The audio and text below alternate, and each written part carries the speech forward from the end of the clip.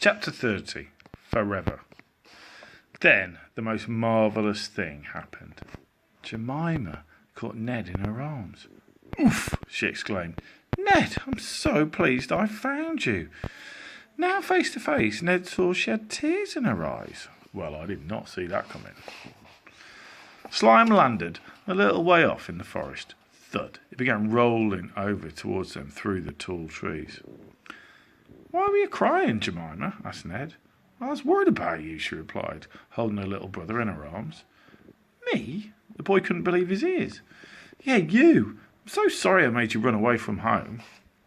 "Well, you're always so beastly to me." "I know, but I never wanted you to run away. When you did, I realised how much I—" "You what?" asked Ned.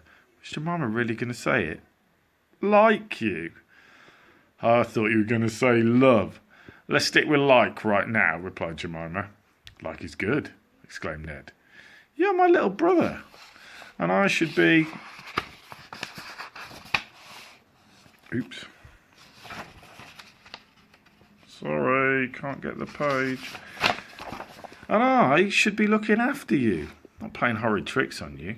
"Thank goodness for that," said Ned. "But why were you hiding out here in the forest?" "Since dawn, I've been looking all over the island for you. The forest was the last place I looked. I broke down because night was falling, and I thought you were gone forever." By this time, Slime had rolled all the way over to the pair. Trundle, trundle, trundle. "Hello," said Slime. "Ah!" screamed Jemima. "It talks!" "There's no need to scream," reassured Ned. "I am perfectly friendly," said Slime. "You did boot me up the bottom," said Jemima. "Oh, yeah," replied Slime. "Sorry about that." "I deserved it," she said. "But what are you?" "I am Slime." Jemima lifted up her hand and touched this strange creature. "Yeah, you do feel very, very slimy," she remarked. "Slime was made when I mixed together all those disgusting things you had collected in jars," added Ned. Jemima's eyes fell. "Oh, so you found out about my little plan?" "Yes, I did," replied Ned. "Oh, no," she said. "Oh, yes, because of all that, I've made a friend and had the most marvellous adventure." "Well, that's something, I guess. Where have you been?" she asked. "Flying all over the island," replied Slime. "We have been righting wrongs." "Well, I would like to right a wrong," began the girl. "Ned, I am sorry." The boy smiled and wrapped his arms around his sister. "Come with us," said Ned. "Let's take one last flight." "Me?" said Jemima. "Yes, you," said the boy, and he took his sister by the hand, and one last time around the island, please, Slime. "With pleasure," replied Slime. It scooped up the pair and took to the sky. This time it changed into a great slimy dragon. Ned and Jemima held on to each other as they sat on its back, its wings flapping below. Chapter 31. Final Flight.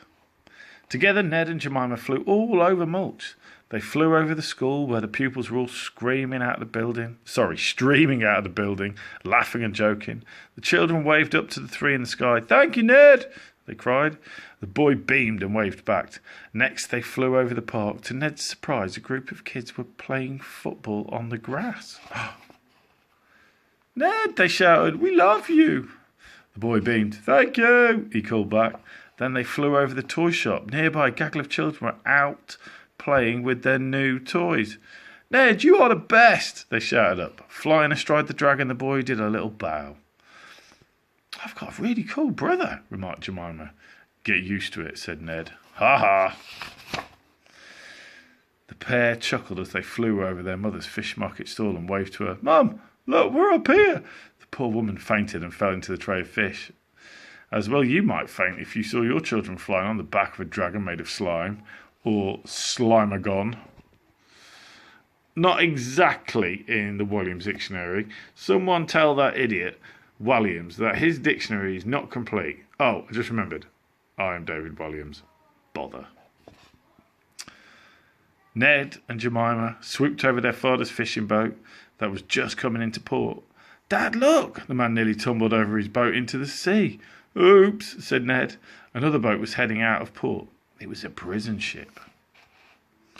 All the horrid grown-ups, Wrath, the Envies, Pride, Sloth, and the Gluttons were all locked in cages on the decks. Oh, there they all are. They rattled the bars and screamed at the sky. We'll get you for this, they cried. With that, the boy slipped off Slime for the last time, back into his wheelchair. That's better, said Ned. Not nearly so slimy. Well, began Slime, it seems as if my work here is done. I will bid you both a fond farewell. The two children hugged the great slimy blob. Thank you, Slime. We will never forget you, said Ned. I will go and find some other children who might need naughty pranks played on grown-ups. Lucky them, said Ned. Look after each other. We will, said the pair in unison. With that, Slime changed into thousands of little blobs. The little blobs flew up past the trees and into the sky, and they floated for a few moments before darting off in all directions over the sky. Whoosh, whoosh, whoosh. Soon Slime would be in the hands of children all over the world. Children just like you. Epilogue. We should be home in time for tea, said Ned. It's your birthday tomorrow, remembered Jemima. I know. No surprises, please. As if, chuckled the girl. I will run your bath. Ned gave his sister a look. With water, she continued. I almost trust you. Ned began turning the wheels of his wheelchair and Jemima took the handles at the back. Let me give you a push, she said. I don't need a push. In fact, why don't you hop on? Are you sure? Yep, this thing is cool. Let me show you what me and my wheelchair can do. All right, replied the girl as she hopped on to a bar at the back. Ned gathered speed. Whirr! Soon they weaved their way out of the forest and were speeding along a country lane. Ned knocked up the front wheels and the pair did a wheelie. Love it! Exclaimed Jemima. You've seen nothing yet. And then he began spinning the chair round and round. Whiz!